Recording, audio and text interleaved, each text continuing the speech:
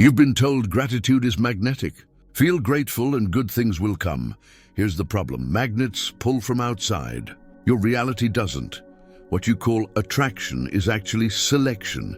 Gratitude doesn't pull outcomes toward you. It locks your system, your body, your brain, your identity, onto a frequency band in the quantum field. If that gratitude is coming from fear, it's like tuning a radio with shaky hands. You snap to the wrong station and then wonder why the song sounds off. Today, I'm going to show you the mechanism, not motivation, mechanism. By the end of this chapter, you'll know exactly why gratitude rituals can backfire and what to do before you ever say, "I'm grateful." Let's simplify the whole thing in one line. Your observer state chooses the station. Gratitude only stabilizes the station you've already chosen. Think of your awareness as an observer, not mystical, just the perspective that measures your world. In quantum language, measurement collapses possibilities into a collapsed state. In everyday language, your state picks which version of today you experience and act from. That state has a frequency, a pattern in your nervous system, your attention, your emotion. When it's coherent, smooth, steady, integrated, your system locks onto a band in the field. When it's incoherent, fragmented, anxious, bargaining, it jitters. That jitter is phase noise in your internal phase space. And phase noise doesn't attract things. It destroys lock. So when you use gratitude like a magnet, thank you, universe, now send it, you're taking a measurement from a jittery state. You collapse the jitter, not the outcome you hoped for. Not because you're doing it spiritually wrong, but because your carrier signal, the identity you're broadcasting from, is out of tune with what you say you want. Let's say your finances are tight. You open a journal and write, "I'm so grateful for abundance." At the same time, your gut is tight, your jaw clenches, and you're refreshing your bank app every 12 minutes. What's the real frequency here? The words say abundance. The carrier, your baseline nervous system, says threat. Your system tries to lock, but it locks where the energy is strongest. Threat, coherence. So you become hyper-efficient at noticing problems. Costs, not opportunities. Deadlines, not options. You didn't attract scarcity. You stabilized a scarcity band because that's where you were already coherent. You're recovering from an injury. You repeat, "I'm grateful for perfect health." But under the hood, your attention is glued to every micro-sensation. You scan for pain the way a radar searches for storms. That's a form of measurement, constant anxious measurement. And in quantum terms, repeated measurement from an anxious observer tightens the collapse around symptoms. Not magic, mechanism. Your detection sensitivity is tuned to problems, so you register more of them. How do you know you're using gratitude like a magnet and mislocking your frequency?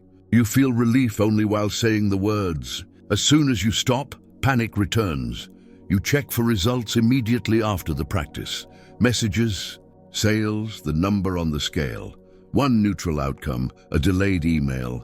A quiet day erases all your good feelings. Your body signs, tight chest, shallow breath, narrow visual focus while being grateful. You keep needing bigger gratitude rituals to get the same relief. If any of those hit, you're not attracting. You're bargaining.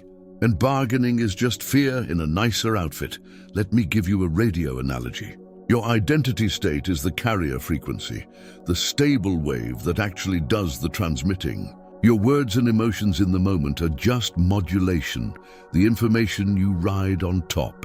If the carrier is noisy, the message gets distorted, no matter how sincere the modulation sounds. In other words, "I'm grateful" riding on a fear carrier is still a fear transmission. This is why a person with quiet, grounded certainty can say nothing and get better results than someone loudly doing practices. Their carrier is clean, coherent, the system phase locks easily. Let's connect this to the observer effect, the idea that measurement influences the system. In life, your measurement is your attention plus the physiological state behind it. Wherever your attention lands, it doesn't just notice. It weights reality. It tells your brain, "This matters, predict more of this." that waiting is how you collapse a particular state of the field into your lived experience. And what weights the most? Not words, safety, coherence. Your nervous system is asking one question all day long. Am I safe enough to widen my bandwidth? If the answer is no, your system narrows. That narrowed phase space increases phase noise, and your gratitude collapses the narrow band where you already feel tense. So yes, the field is rich with possibilities. But your measurement context, your state, chooses which slice you can lock onto, what you think is happening. I felt gratitude for 5 minutes. I should be attracting upgrades. What's actually happening? I layered gratitude on top of a threat state. I took a measurement from fear. The system locked to fear-correlated outcomes, and I got more of the same signals. What you think is happening. If I thank the future arrives. What's actually happening? If I feel the distance to the future, I amplify the phase error between here and there. The lock fails, and I keep scanning for proof that it's not here yet. Quick check. When you do your gratitude practice, are you trying to get away from how you feel right now? Do you feel calmer after you confirm a result, but anxious before you check? Do you hide your bank app, your scale, your notifications, then sneak a look just to see? If yes, your system isn't misbehaving. It's doing exactly what you trained it to do. Collapse to the band where checking equals safety. That's the frequency you've locked. Gratitude simply stabilized it. Let's go one layer deeper, because the mechanism matters. In electronics, there's a circuit called a phase-locked loop, a PLL. It takes a noisy signal and locks it to a reference frequency. Your mind-body system works the same way. You're constantly trying to lock to a reference. Who am I being right now? If your reference is the person who is behind and must catch up, the loop locks to behaviors that match that identity. Rushing, over-explaining, late-night guilt productivity. If your reference is the person who builds cleanly and steadily, the loop locks to small, consistent actions that predict better outcomes. Here's the twist. Gratitude doesn't create the reference. It stabilizes the lock once you've set it. Trying to use gratitude to become the person you're not yet embodying is like asking the PLL to lock to a frequency you haven't actually provided. Consider relationships. You write, I'm grateful for deep, reciprocal connection, but your internal reference is still the chaser or the pleaser. Your system locks to that identity band. One-sided effort, over-texting, feeling relief only when validated. Gratitude, applied from the chaser identity, stabilizes chasing. Not because you're wrong, because your reference oscillator, the identity you're broadcasting, is still set to pursue approval. You'll know you're locked to the wrong band when neutral events feel threatening.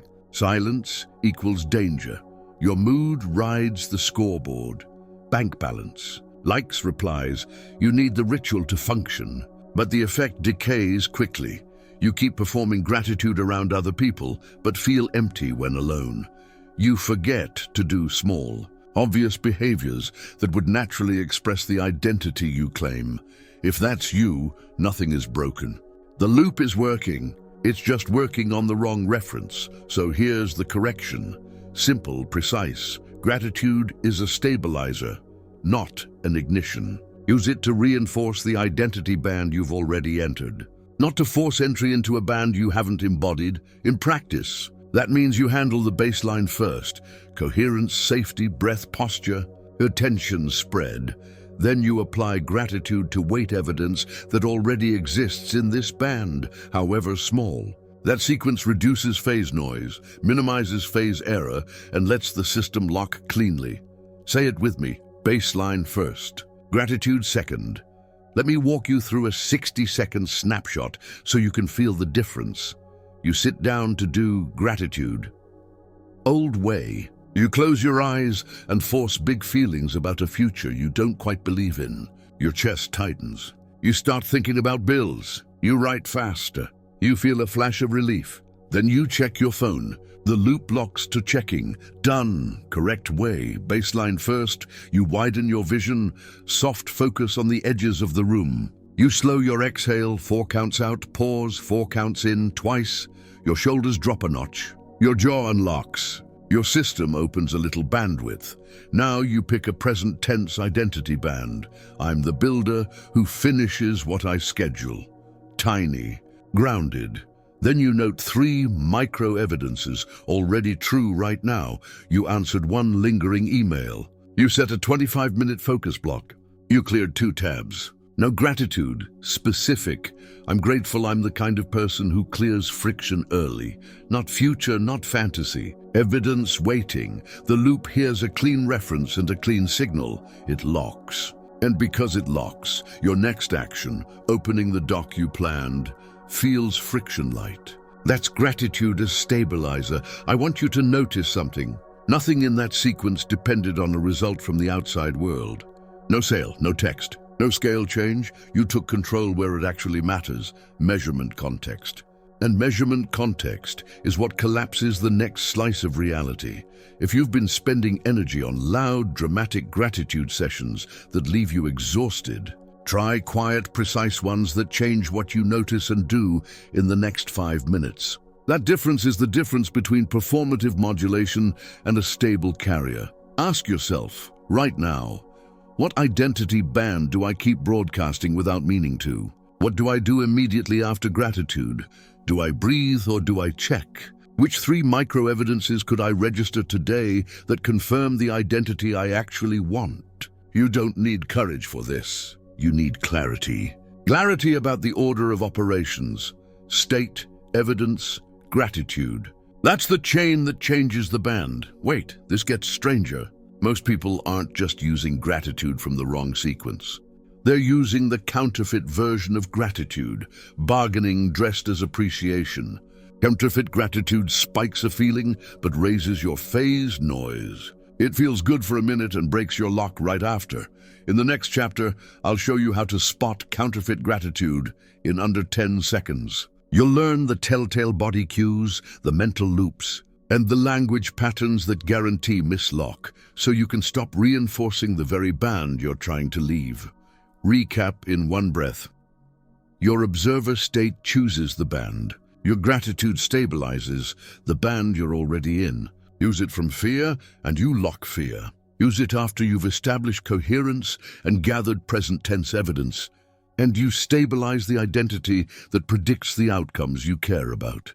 In Chapter 2, we dissect counterfeit gratitude, the subtle bargaining that sounds positive but collapses the wrong state. We'll make it obvious, measurable, and fixable, because once you see the counterfeit, the real signal becomes effortless to lock.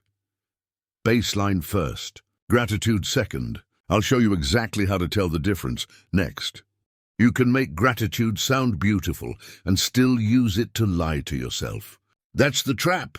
Counterfeit gratitude isn't evil.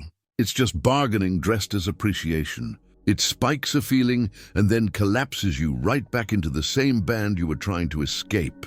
Let's make it unmistakable so you stop reinforcing the wrong signal. Here's the simplest tell. If your gratitude comes with a "so that," it's counterfeit. I'm grateful for this, so that money shows up. I'm grateful for my body, so that I finally heal. That "so that" is a frequency fingerprint. It's the energy of distance. Your observer is measuring from lack. The quantum field doesn't pay attention to the words. It reads state. And state is what gets locked, not the sentence you wrote. Check your body while you do it. Do you feel your chest tighten as you speak? Do you hold your breath between lines of your journal? Do your eyes narrow as if you're trying to force the feeling higher? That's phase noise. Coherence is wide, smooth, and steady. Counterfeit gratitude is sharp, narrow, and hungry. When you measure from that hungry state, you collapse a hungry version of reality. Not because you attracted it, because you selected it. Measurement done from fear selects the fear-correlated collapsed state. Let's make this concrete. You open your Notes app and type, "I'm so grateful money flows to me easily." You imagine relief. For 10 seconds, you almost feel it. Then you flick to your banking app. That flick is the reveal. The ritual didn't change your station. It confirmed your station. The station is, "I'm not safe until the numbers reassure me." That's your carrier frequency. The gratitude was modulation layered on top of anxiety, and the system locked to anxiety because the carrier always wins. Another scenario. Health. You say aloud, "I'm grateful I'm healing fast." Good words. Meanwhile, your attention is glued to scanning for pain.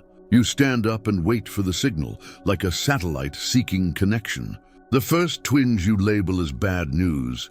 Your observer just measured from threat, and the field responded in kind. Your perception narrows, your system collapses around symptoms. You didn't create more pain with your thoughts. You stabilized a state where detection of pain is high and safety is low. Same words, different state, different lock, relationships. You text, "I'm grateful for deep connection," right after sending 3 messages in a row and getting no reply. Notice the breath you're holding. Notice the micro-jolt every time your screen lights up. You're not appreciating connection. You're trying to purchase it. That purchase energy is the band of the chaser. Gratitude used from the chaser identity stabilizes chasing. It entangles you with silence, second-guessing, and performance. You keep rehearsing a role you claim you want to leave, and the loop obliges by locking to it again.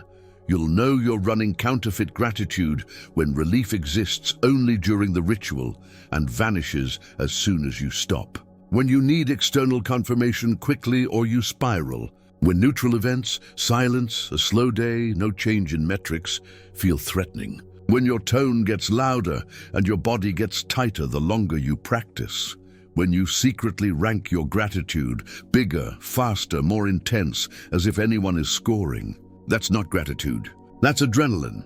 Here's why it fails at the level of mechanism. Think of yourself as a phase-locked loop, constantly trying to align with a reference signal. In human terms, the reference is your identity state, who you believe you are right now. The loop does not lock to your affirmations. It locks to your reference. If your reference is the person who lacks and is trying to become someone else, the loop hears distance. Gratitude spoken from distance increases phase error, the gap between the signal you claim and the state you're in. The loop compensates by scanning harder for confirmation, which increases noise, which breaks lock. No, you're stuck in a self-amplifying cycle of trying, spiking, checking, crashing. Wait, this gets stranger. If you thank the future while feeling the gap, you teach your system to love the gap. You get little dopamine hits from imagining it, and then bigger cortisol hits from not seeing it. Over time, your body learns that the ritual itself is the payoff, not the reality it supposedly points to. You become coherent at fantasizing and incoherent at acting. The field mirrors your training. Clear signal where you're fantasizing, weak signal where you're doing. So the journal fills up while the calendar stays empty. What does real gratitude feel like? It's quiet, it's specific, it's close. It lands in your body as warmth or space, not a rush. It widens your vision instead of narrowing it. It makes you want to take one simple action that expresses who you already are, not who you're desperate to prove yourself to be. It waits present evidence, not future fantasy. And most importantly, it costs nothing to say because it's simply true right now. Let's run a live contrast. Counterfeit version first. I'm grateful for clients pouring in. As you say it, your jaw tightens and your eyes dart to your inbox. That's distance. The system hears "not yet" and collapses around "not yet." Now genuine version. I'm grateful I sent 2 follow-up emails I'd been avoiding. You feel the breath deepen. The body softens. Your field of view widens. That's coherence. The loop gets a clean reference, a builder who follows through, it locks. And because it locks, the next behavior, drafting a simple proposal, becomes friction light. The difference is not the words, it's the state they ride on, and the immediacy of the evidence you're waiting. If you want a fast diagnostic, try this. Say what you're grateful for, and then do nothing for 15 seconds. If your body surges with the urge to check, it was counterfeit. If your body rests and a tiny next step shows up naturally, it was real. Another test. Say it out loud slowly and listen for internal negotiation. If I say this, then maybe. That whisper is the "so that." That's the counterfeit signature. Let's pull in the observer effect directly.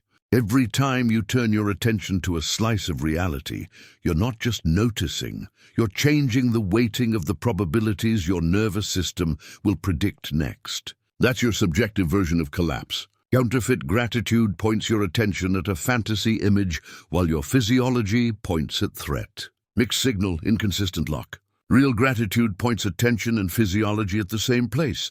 Present data that matches a chosen identity. Clean signal, stable lock. This isn't semantics. It's selection. The quantum field is full of possible configurations. Your brain-body system chooses which ones become experience by how it measures. Coherence equals clarity equals cleaner collapse. Incoherence equals noise equals scattered collapse. So when you pump emotion to attract, you often increase noise. When you settle into coherence, name the identity band, and register tiny proof, you reduce noise. That's the entire game. You might be wondering, but can I never feel excited about the future? You can. Excitement isn't the issue. Distance is. When excitement expands you, it's coherence. When it tightens you, it's counterfeiting. If your excitement makes you want to behave as the person you already are, you're in the right band. If it makes you chase proof, you've left the band and re-entered bargaining. Another wait this gets stranger moment. Sometimes counterfeit gratitude hides inside spiritual-sounding humility. I'm grateful for what I have. I don't need more. Spoken from fear of disappointment, that line locks you to playing small. The field here's the carrier, avoidance. You collapse into fewer opportunities, not because the universe punishes ambition, but because your measurement avoided risk. You stabilized a world where staying the same equals safety. That's not noble. That's noise reduction in the wrong direction.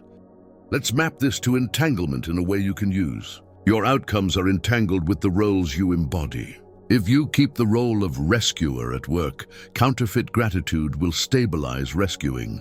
So grateful I can handle it all, secretly says, I must handle it all. That identity entangles with chronic overwhelm. You can say all the right words, but until the role changes, the pair stays glued. Real gratitude for one clear boundary you held today severs the entanglement. It waits a different identity, and the loop locks to a new pair. Clear role, clean workload. Here's a simple, in-the-moment correction. Before you speak or write, give your system 30 seconds of coherence. Widen your peripheral vision. Exhale a beat longer than your inhale. Drop your shoulders and soften your jaw. Notice 3 neutral details in the room. Feel the chair under you. Only then choose a single, present tense line that confirms a behavior consistent with the identity you want. I'm grateful I closed the unused tabs. I'm grateful I moved my body for 10 minutes. I'm grateful I asked one direct question in that meeting. Speak it softly. Let it land. If your body relaxes, you've got a real signal. If your body tenses, reduce the scope until it becomes undeniably true. You may notice a voice pushing back, but that's too small. I need big gratitude for big change. That voice is the counterfeit salesman. Small and true is how you reduce phase noise. Big and vague is how you amplify it. The field doesn't reward volume. It responds to coherence. Coherence comes from alignment between observer, evidence, and expression. Observer, who you're being. Evidence, what's real now. Expression, the gratitude you speak to weight that evidence. Aligned, you lock. Misaligned, you perform. Let's apply this across money, health, and relationships with micros you can copy today. Money instead of I'm grateful, wealth pause.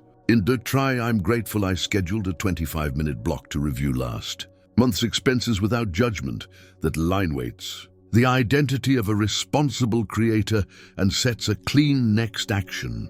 Health, instead of I'm grateful I'm fully healed, try I'm grateful I hydrated before noon and took a 5-minute walk. That line locks to recovery behaviors, not symptom checking. Relationships, instead of I'm grateful for my perfect partner, try I'm grateful I stated one boundary clearly and kindly. That line stabilizes mutual clarity, not chasing. Notice what all 3 share: present evidence, specific action, identity coherence. No so that, no bargaining. No performance, Just a clean reference for the loop to hear. If you've been doing gratitude for a while and feel jaded, it's not because gratitude doesn't work. It's because counterfeit gratitude works perfectly to stabilize the band you unknowingly chose. That's not your fault. It's a sequence error. You were using a stabilizer as an ignition. The fix is simple. Baseline first, coherence in the body, calm observer, then identity reference, then gratitude to wait immediate proof, then a tiny action that only that identity would do. As we move forward, the next layer is the core of the whole system, the carrier itself. You can't out-gratitude a carrier that contradicts your target band. In other words, if the identity state is the struggler, every practice rides on a struggler wave. Even your wins will find a way to feel like struggle, because the loop loyally locks to the reference you gave it. In the next chapter, we'll open that black box. We'll map the carrier, your identity state, so precisely that you can change it on purpose instead of compensating for it with louder rituals. For now, one clean experiment. For the next 24 hours, no future gratitude, no performative lists. 3 lines total across the day. Each line must anchor to present evidence that fits the identity you're choosing. Speak each one only after a short coherence reset. Then do one tiny action that the chosen identity would do. Don't check for results, check for state. Wider vision, calmer breath, less compulsion to prove. That's your sign of lock. You're not failing at appreciation. You've been picking the wrong reference and then amplifying it. The moment you feel the difference between counterfeit and real, between distance and closeness, between bargaining and evidence, you'll stop needing big rituals to feel okay. You'll start using gratitude for what it actually is, a stabilizer for the observer you choose to be. And once the carrier shifts, you won't have to force the lock. The system will do what all good loops do when the input is clean. It will snap into place. Next, we go straight to the source. What exactly is that carrier? How does it get set?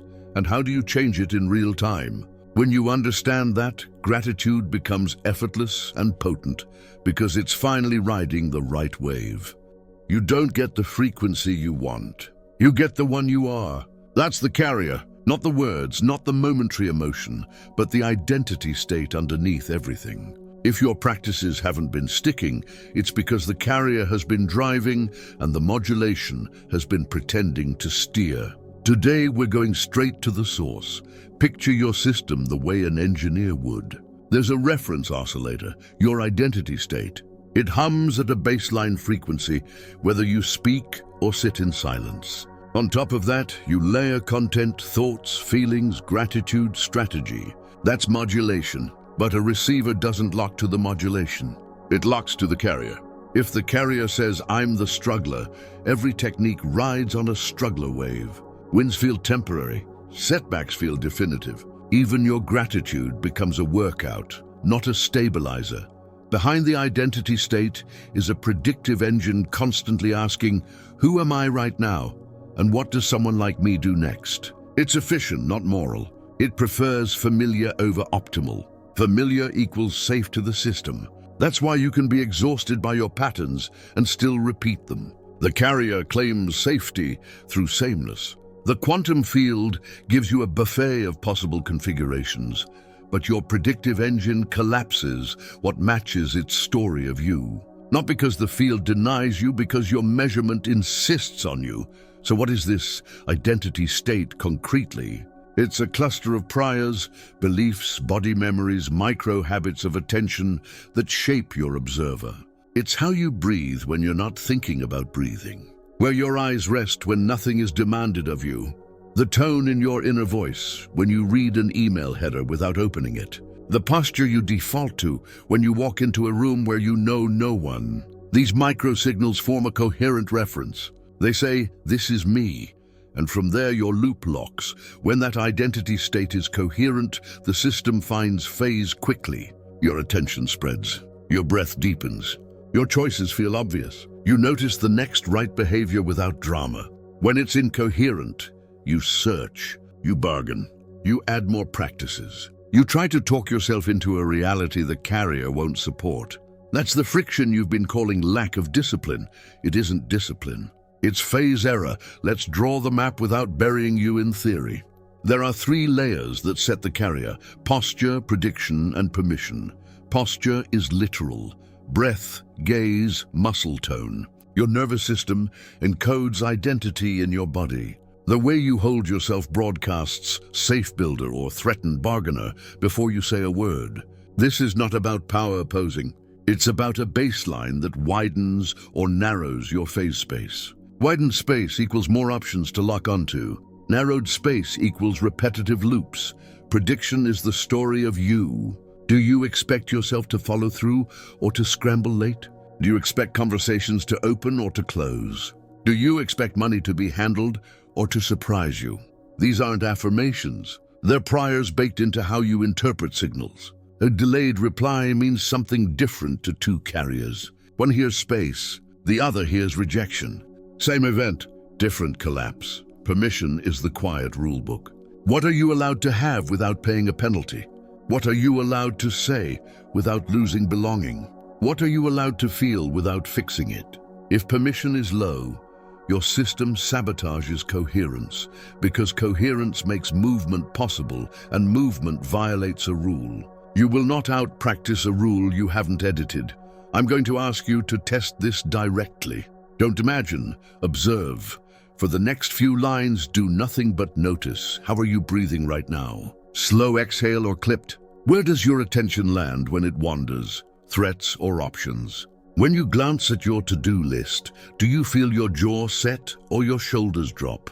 If I said, take one step you've been postponing, does your body surge forward or pull back? That tug is the carrier. Notice your inner commentary. If your first reaction is, be careful, or don't mess it up, or you need more proof, the carrier values safety over expression. If it says, we can do a little now, the rest will follow. The carrier values movement. Neither is wrong in a moral sense, but only one will let you lock to the band you say you want. There's a phrase I want you to hear in your own voice. The carrier always wins. Not sometimes, always. If the carrier contradicts the content becomes noise. That's why you could spend months elevating emotion and still experience the same outcomes. You were modulating beautifully on a frequency that collapses the old state. The loop did its job, now the correction. You don't change the carrier by arguing with it. You change it by using the same mechanism that formed it, repeated, low-friction measurements that make a new identity feel more familiar than the old one. In plain terms, small, undeniable proofs that the system can wait without protest. You're not trying to jump bands with fireworks. You're trying to slide bands with evidence. Start with posture. Before any mental practice, set coherence in the simplest way possible. Widen your visual field so you can see the edges of the room. Let your exhale run a beat longer than your inhale. Drop the tongue from the roof of your mouth. It looks trivial. It isn't. You're telling the loop, we are safe enough to widen. Widening reduces phase noise. Reduced noise allows a cleaner lock to a new reference, then set prediction. Name the identity band in behavior, not outcome. I am the builder who finishes what I schedule. I am the communicator who says the clear thing once. Keep it boring. Boring is strong. Boring travels through the loop without drama. Drama adds noise. Now feed permission. Give yourself a rule you can obey without flinching. I'm allowed to do this imperfectly right now. I'm allowed to stop after 15 minutes and still count it. I'm allowed to say no without explaining. These aren't pep talks. They are edits to the rulebook that kept you in the old band. From here, register 3 pieces of present evidence. No flourish, no future. Feel them. Don't sell them. You set a timer. You close 2 tabs. You sent 1 short email. Let gratitude land on those facts, not the fantasy. The facts. If your body softens even slightly, the carrier is changing. If it tightens, reduce the scope until it softens. That softness is coherence. Coherence is the doorway to lock. I know you want speed. Here's how speed works without backfiring. Dwell long enough in the new band for your predictive engine to update its priors. That's not months. It's consistent minutes stacked daily. The loop needs time at the new reference to become lazy about it. Lazy is what you want. When the carrier is lazy in the new identity, you don't burn fuel defending it. You just move. You'll be tempted to judge results as a way to confirm the shift. Careful. Early checking often drags you back into the old band because checking is entangled with threat. Replace results checking with state checking. Ask, is my visual field wider than usual? Is my breath slower? Did the next action emerge without negotiation? That's the right scoreboard. State precedes selection. Selection precedes outcome. Let's talk about resistance, because it will show up and it will feel convincing. The old carrier will present perfect arguments. This is too small. It won't matter. You're behind. None of those are facts. They are bids to keep the reference familiar. Meet them with a simple principle. Micro-proof beats macro-drama. You can always win a micro-proof, and the loop doesn't care about your story. It cares about what you do repeatedly while breathing coherently. Feed it and it will retune. Another trap, identity cosplay. That's when you adopt external markers of a new band without the internal reference. It looks right on camera and collapses the moment you're alone. Avoid costumes. Choose behaviors that are invisible to everyone, but undeniable to you. Invisible proof changes the carrier.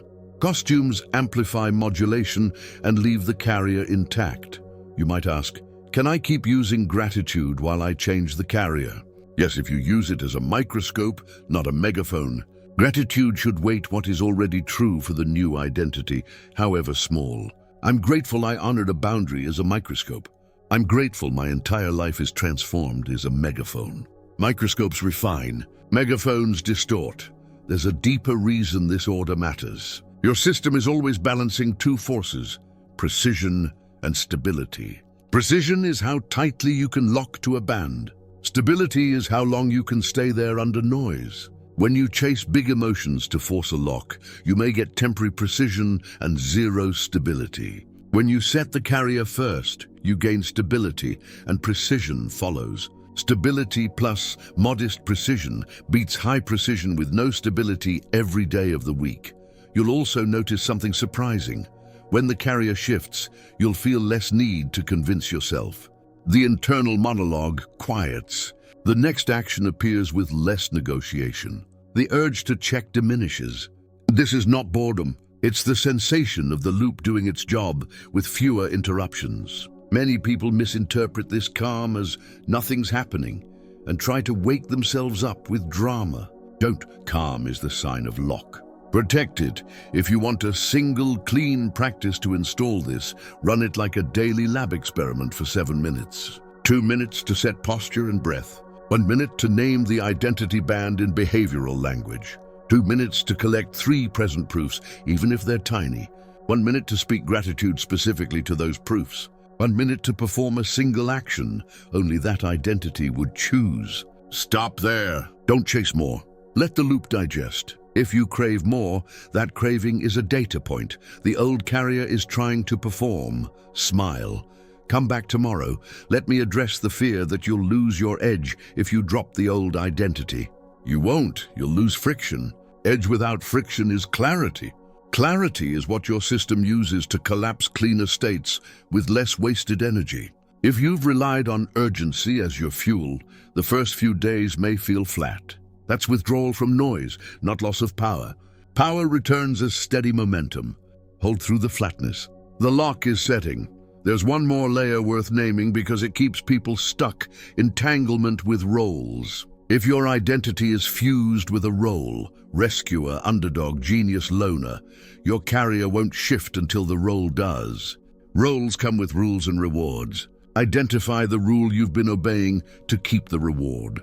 Then grant yourself a new reward for a new rule. I get belonging when I rescue becomes, I get belonging when I set clear boundaries. The body needs to feel the payoff, not just hear the logic. Deliver it, or the loop won't buy the new reference. From this vantage point, gratitude becomes straightforward again. You're not using it to summon. You're using it to stabilize. You wait evidence that the new identity is here now. The field doesn't need you to shout. It needs you to measure cleanly. Measure from coherence. Weight what matches. Move one step that only this identity would move. Repeat. The carrier updates. The lock strengthens. Outcomes adjust as a side effect, not as a test. As we move into the next chapter, we'll translate this into the language of coherence and phase lock explicitly.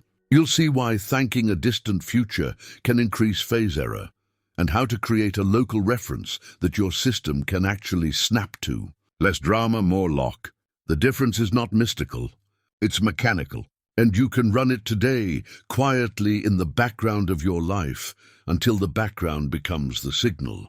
You've been told to feel grateful and hold the vision. But the real engine isn't volume or intensity, it's lock. Coherence is what lets your system snap to a band in the quantum field and stay there long enough for behavior, perception, and opportunity to reorganize around it. If you've ever felt like you did everything right and reality still wobbled, you didn't fail at feeling. You failed at locking. Think of your mind-body as a receiver with a built-in loop constantly trying to synchronize with a reference. In engineering, we call it a phase-locked loop. In human terms, it's the part of you that asks, what frequency am I on right now, and can I hold it under noise? Coherence is the quality of that signal. Smooth, steady, low noise. When coherence rises, the loop finds phase, error shrinks, and you stabilize. When coherence drops, error widens, the loop hunts, and you bounce between bands. Here's the piece most people miss. The loop doesn't lock to your words. It locks to your state. Your breath, gaze, muscle tone, and attention set the carrier. Your story rides on top. If the carrier is jittery, your story distorts, even if the words are perfect. That's why you can say, I'm grateful, and still send a signal of threat. The field responds to the carrier, not the performance. Let's lay out the mechanics clearly. A frequency band is a pattern in the quantum field that corresponds to a set of perceptions, reactions, and actions. When you're coherent, you can occupy that band long enough for your observer to repeatedly measure it. Attention, memory, micro-choices, all lined up. Those repeated measurements collapse a matching state, not because you pulled it in, but because you stopped hopping long enough for one version of you to get real. Phase error is the gap between your internal reference and the signal you're trying to ride. Feel the gap and fixate on it, and you amplify error. Reduce the gap and stabilize, and the loop does the rest. Gratitude can reduce error if it weights present evidence inside the band. Gratitude can increase error if it is applied to a distant image that your physiology labels not now. Same word, different effect, depending on whether you shrink or stretch the gap. Wait.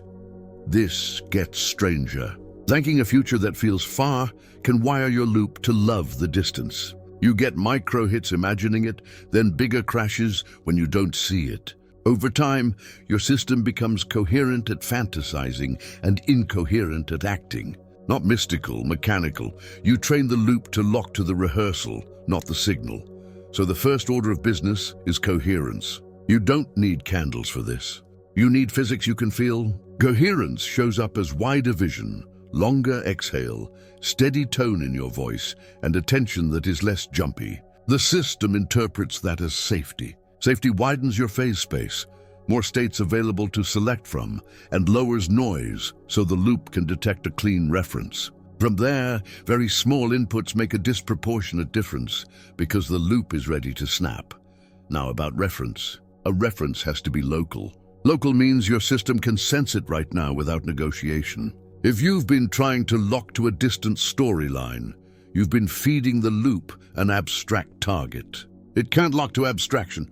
It can lock to posture, breath, micro-behavior, and specific evidence. I'm the builder who finishes what I schedule is local. I'm the millionaire savior of my lineage is not local if your physiology tightens when you say it. It's not about size. It's about immediacy. Immediate references reduce phase error. Distant references increase it. Take the observer effect out of the clouds. Your attention is a measurement device. Every time you put it on a slice of your world, you change how heavily your nervous system predicts that slice next. Put attention on a coherent identity in motion, and the loop weights it more.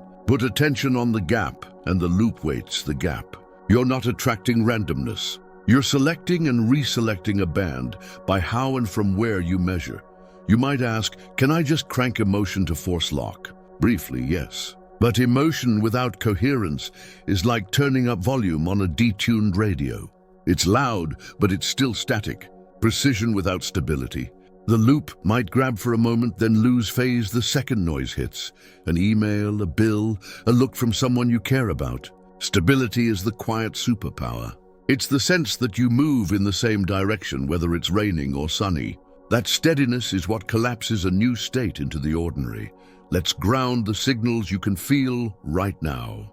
When you're coherent, your breath naturally lengthens, especially on the exhale. Your eyes soften and register the periphery. Your shoulders drop without slumping. Time feels slightly slower. Options feel closer.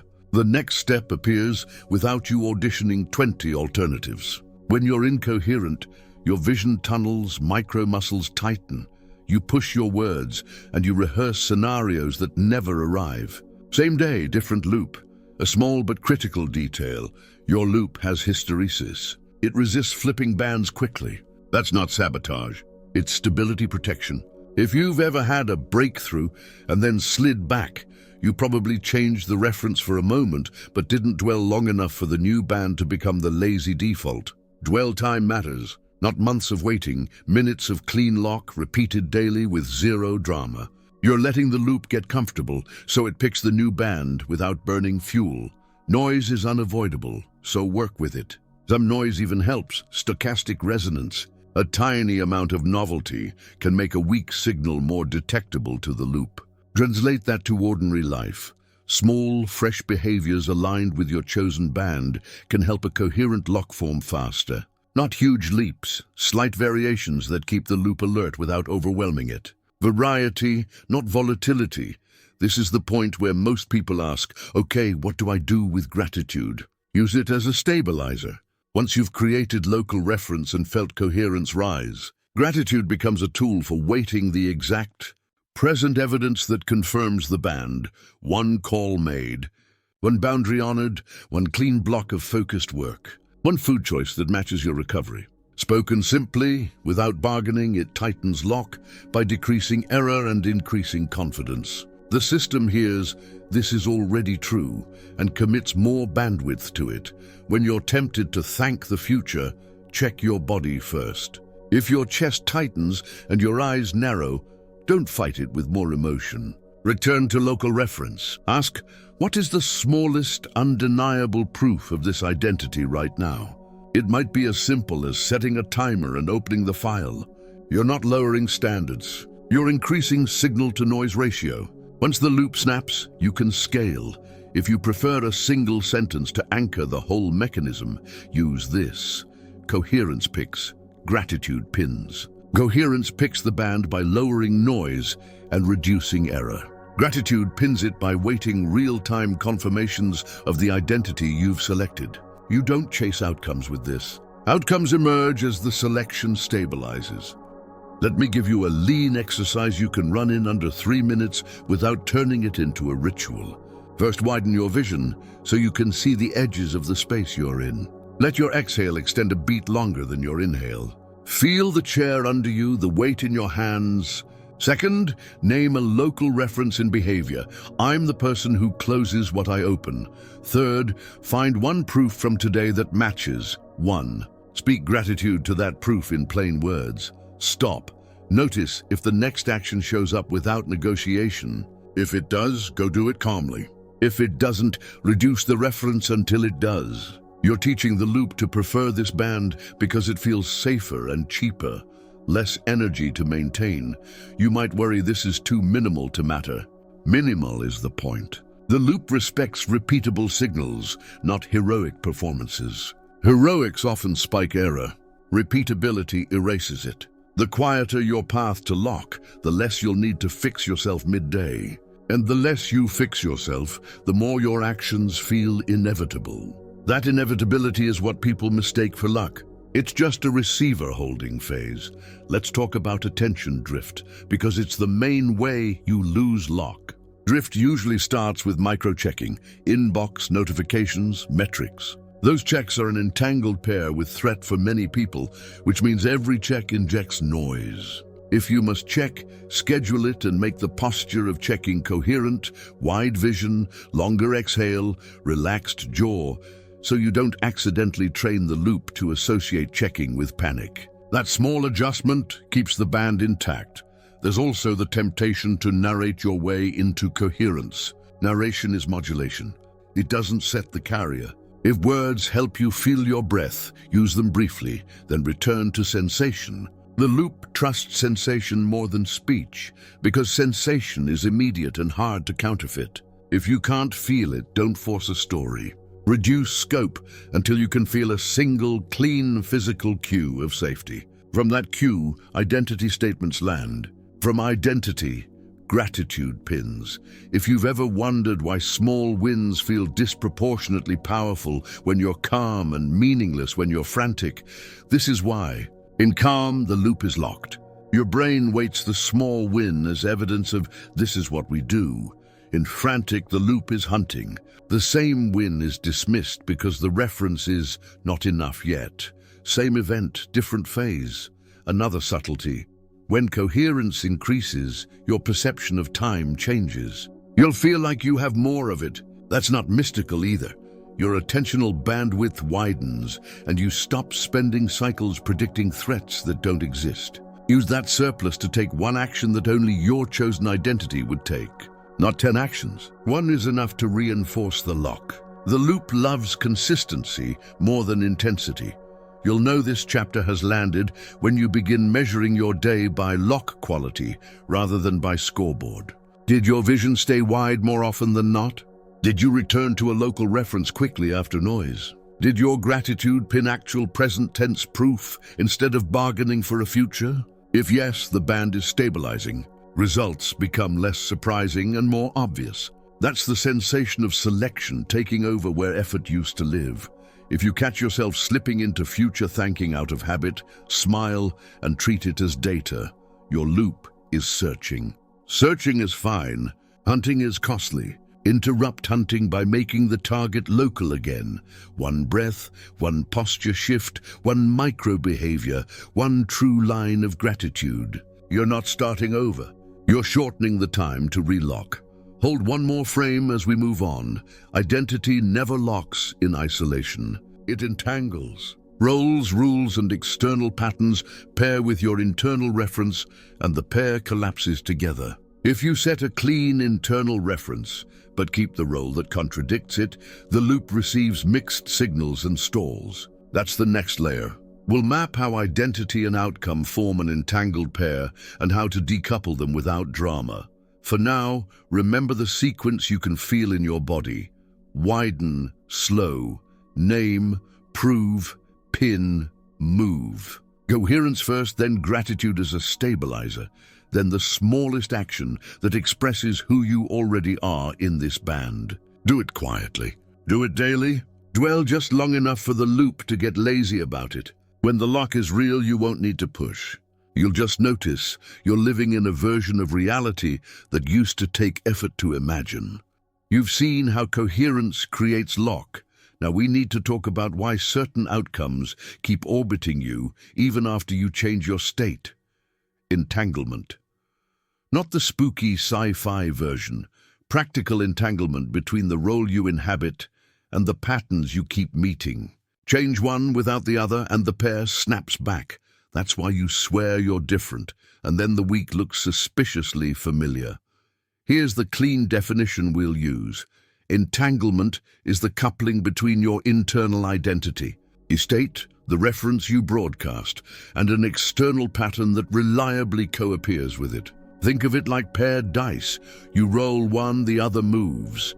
In the quantum field, your observer collapses a band of experience. In the brain, your predictive system sets priors for what comes next. Those two processes sync. The identity you run sets a prediction. The world you notice satisfies it. Two systems, one lock. Neuroscience gives us a bridge, predictive processing. Your brain isn't passively recording reality, it's constantly predicting and then correcting. Priors at the top, prediction errors coming in from below, and a perpetual update loop. Identity is the master prior. Someone like me expects this kind of day. When that prior is strong, it doesn't just interpret events, it steers attention to harvest the evidence it expects. That's your subjective version of collapse. You keep selecting the band that fits the prior.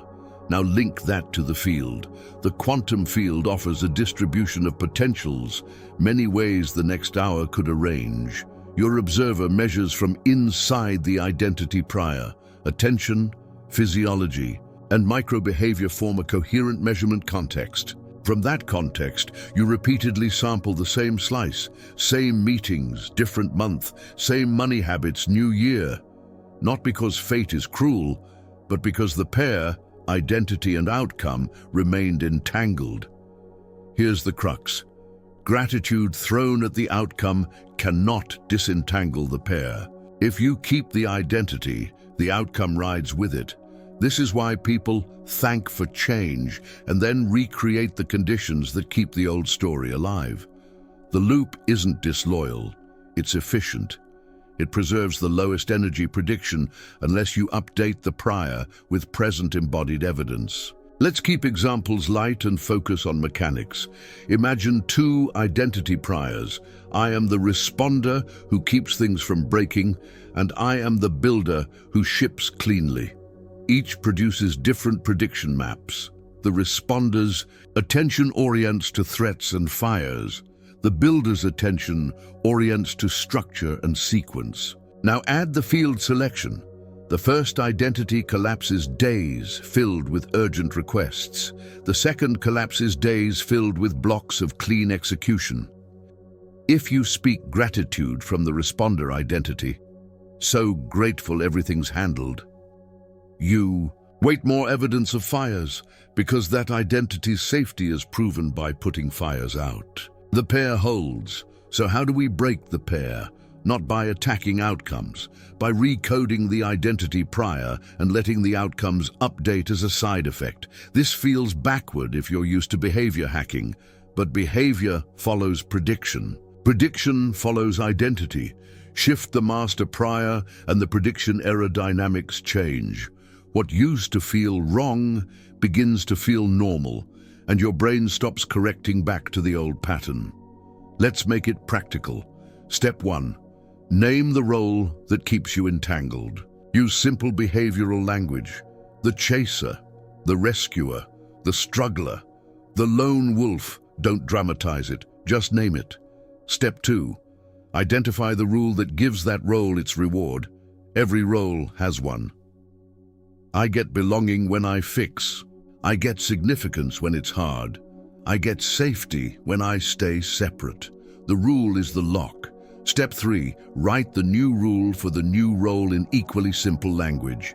I get belonging when I set clear boundaries. I get significance when I deliver cleanly. I get safety when I collaborate. This is permission architecture. Without it, the old role will always feel safer to your physiology, and the pair won't break. Now we add the body. Identity isn't a sentence, it's a state. You can't disentangle while your posture, breath, and gaze still broadcast the old role. So before you speak, create the somatic signature of the new role. Wider vision, steadier exhale, length in the back of the neck, weight in the feet, quiet voice, no push. You're telling the predictive system, this is safe now. Safety widens phase space, and a wider phase space allows a different selection to hold. Next, we update the prior, the only way the brain trusts, with present tense evidence. Not future promises, not mood spikes. Evidence, 3 proofs that only the new role would produce, however small. The key is immediacy. The prediction machinery discounts distant claims. It updates on what it can verify now. When you register the proof, speak gratitude to it, not as a spell, but as waiting. In predictive terms, you're increasing the precision of the new prior. In field terms, you're pinning the band you just selected. A few recognition markers that tell you entanglement is active. You keep using new language, but find yourself in the same conversations. Neutral events trigger old meanings automatically. Small steps toward change feel wrong until someone else approves. Your body calms when you return to the old role, even if you dislike it. Those are not moral failures. They're signs the old pair still offers the lowest predicted surprise. Your system is minimizing error the fastest way it knows how, by being who it has been. One subtlety here. Prediction error can come from the outside or the inside. When you try a new behavior that fits the new role, you'll feel internal error first, discomfort, uncertainty, the urge to explain. Most people label that as a sign it's not aligned. Often, it's the opposite. It's a sign the prior is being challenged. If you can hold coherence through that wobble, wide vision, longer exhale, the system will recalculate, and that same behavior will feel normal in a surprisingly short time. That's the moment of decoupling. Another subtlety. Entanglement loves context. Certain rooms, interfaces, or names on your phone are cues that instantly reinstantiate the old role.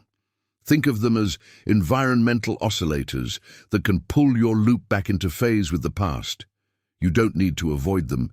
You need to enter them with a preset reference. 2 breaths and a sentence of identity before you open the room, app or thread. If you forget and feel yourself snap back, don't fight the story. Re-establish the body first, then choose one micro-behavior consistent with the new role, the loop respect sequence. Let's tighten the neuroscience bridge one notch. In predictive processing, the brain balances 2 variables, the precision of priors and the precision of sensory input. Whichever it trusts more, it weights more. In an old role, the prior has inflated precision. Your brain trusts it even against fresh evidence. Gratitude, used properly, increases the precision of immediate, role-consistent sensory input. This happened now. When you speak gratitude to a present proof while coherent, you're telling the system to trust the new data more.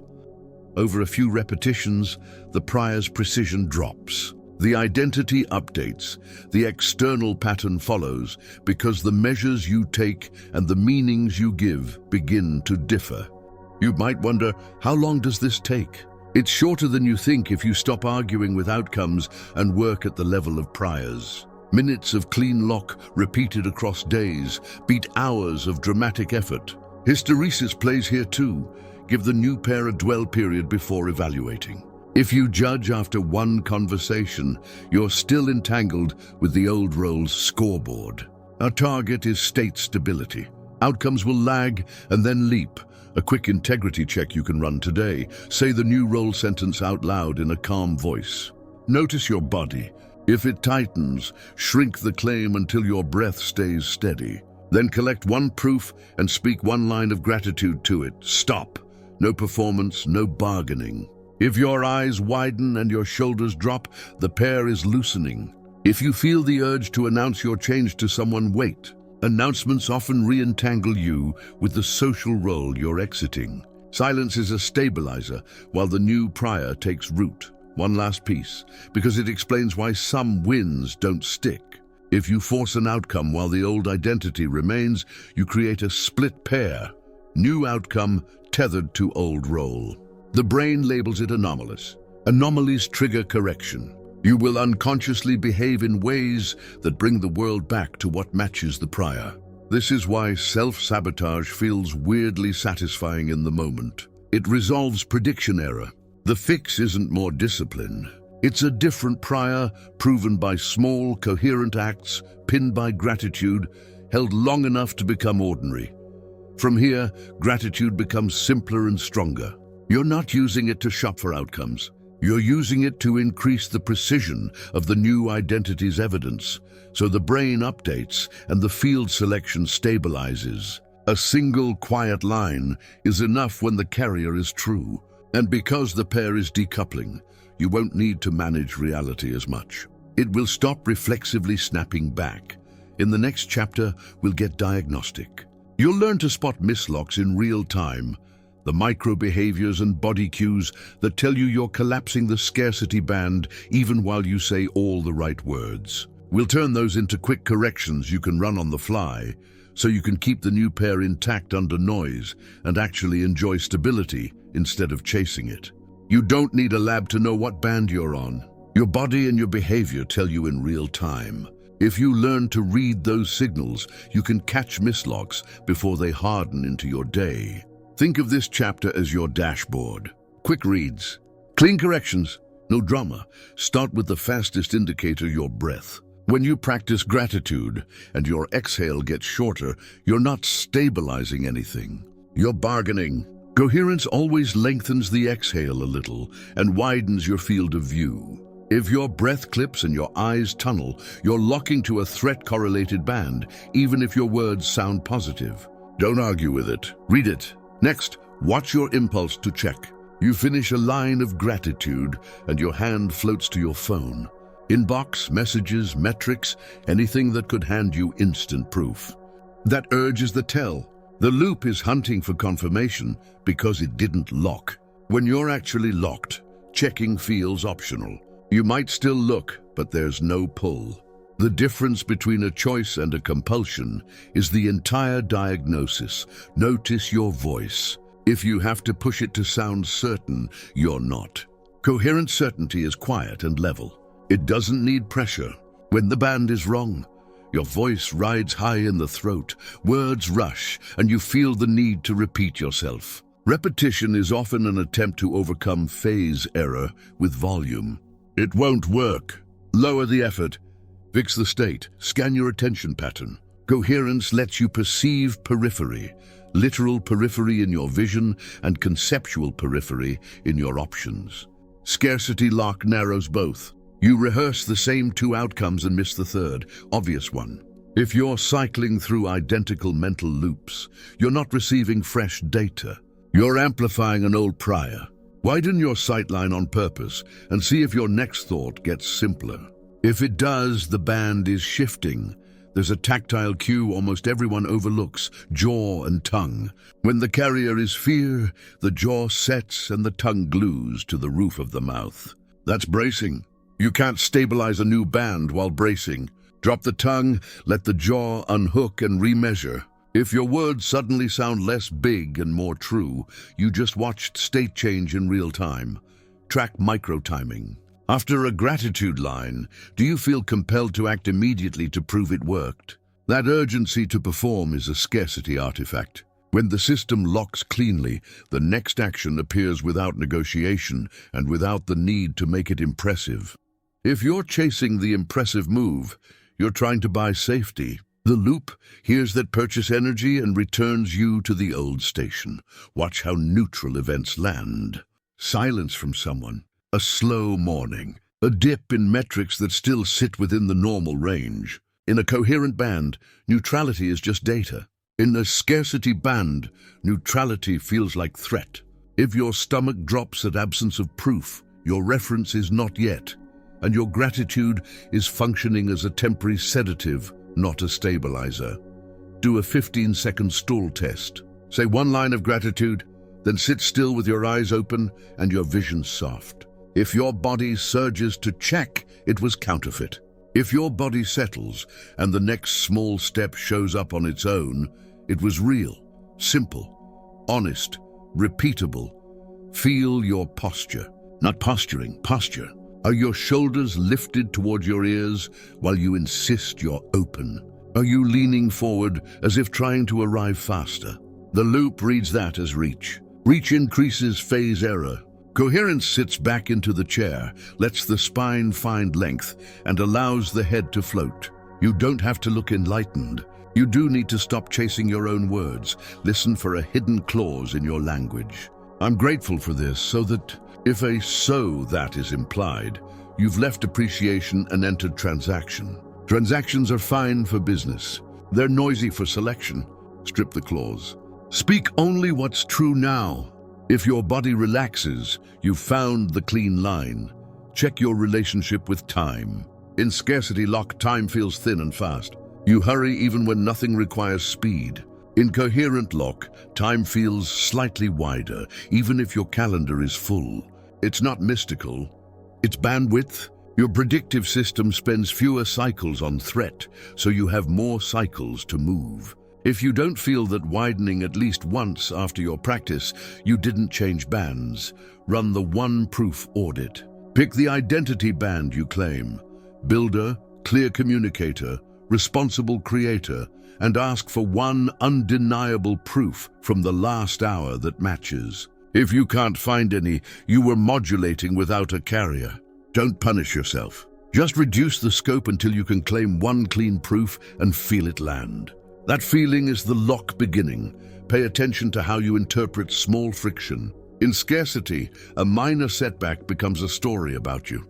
In coherence, the same friction becomes a task. If you find yourself narrating why it's hard, why you don't have support, why it's different for others, you're increasing noise. Convert narration into a single next behavior and check your breath as you decide. If your exhale lengthens, you've returned to signal. There's a dangerous diagnostic that pretends to be humble. I'm grateful for what I have. I don't need more. Spoken from avoidance, that line locks you to staying small. The giveaway is relief that comes from shrinking. Coherence produces relief that comes from clarity. Different sensation, different band. If your relief feels like hiding, you're still entangled with threat. Notice your environment triggers. Certain apps, rooms, or names on your phone snap you back into an old role the moment they appear. That's environmental entrainment. You don't need to avoid them. You need to preset your reference before contact. 2 slower breaths, eyes soft, one identity sentence spoken gently, then proceed. If you forget and get pulled, don't fight the story. Re-establish the body first. Coherence before content. Here's a tight self-check loop you can run anywhere. 1. To widen your vision to include the edges of the space you're in. 2. Lengthen your next exhale by a beat. 3. Say the identity line in behavioral language. I close what I open. 4. Register a present proof, even if tiny. 5. Speak one plain line of gratitude to that proof. 6. Stop and wait for the next action to appear without negotiation. If nothing appears, you're still in noise. Reduce scope and repeat. If something appears calmly, move. That calm is your green light. You'll notice a pattern in all these diagnostics. The system tells the truth faster than your mind does. Breath, gaze, jaw, checking, urgency, interpretation of neutrality. These are clean metrics. Use them as go, no go. Don't debate yourself, measure. The moment you catch a mislock, resist the urge to fix content. Fix coherence. Coherence first, and half of the content problems evaporate on their own. Here's a quick reframe that helps people stop wasting hours. Results are lagging indicators. Lock is a leading indicator. If you try to read your day by lagging indicators, you'll keep changing bands. Read it by lock. Did your vision widen more often than not? Did your exhale lengthen when you spoke gratitude? Did checking lose its pull? Did the next step show up quietly? If yes, you're selecting a different slice of the field, even if the scoreboard hasn't moved yet. Keep the lock and the scoreboard will catch up. If you're thinking, this is a lot to track, it won't be for long. At first, you'll practice like a musician counting beats out loud. Then your body learns tempo and you feel it instead of thinking it. That's where we're going. Diagnostic's so familiar that correction happens almost automatically. Wide vision, longer exhale, local reference, one proof, one line of gratitude, one action. The loop loves simplicity. We're about to build on this with the correction sequence. You've seen how to spot mislocks in breath, gaze, voice, checking, posture, and time perception. Next, we'll flip it. Baseline first, gratitude second. You'll get a compact routine that retunes the carrier in minutes and uses gratitude to pin the band you actually want, not the one you're trying to escape. After that, we'll push it into real life quickly and cleanly. Low noise, high stability, no bargaining. You've seen the diagnostics. You know how mislock feels in your breath, your gaze, your impulse to check. Now we correct it. This is the part where people want magic words. You don't need them. You need order. Baseline first. gratitude second. When you respect that order, the loop snaps to a clean band with less effort than you're used to. Start where you live, in the body. Coherence is not a mood, it's a measurable shift. Widen your vision until you can sense the edges of the room. Let your next exhale run one beat longer than your inhale. Unhook your jaw. Drop the tongue from the roof of your mouth. Feel the chair. Feel your feet. No performance, just enough sensation that your system stops bracing. That alone reduces phase noise. You'll notice time stretch a little. Good. That means the loop can hear. Only then do you bring in identity. Keep it behavioral and local. I close what I open. I speak one clear sentence. I move my body for 10 minutes. When you speak it, listen for pressure. If your voice strains or your chest tightens, shrink the sentence until your breath stays steady.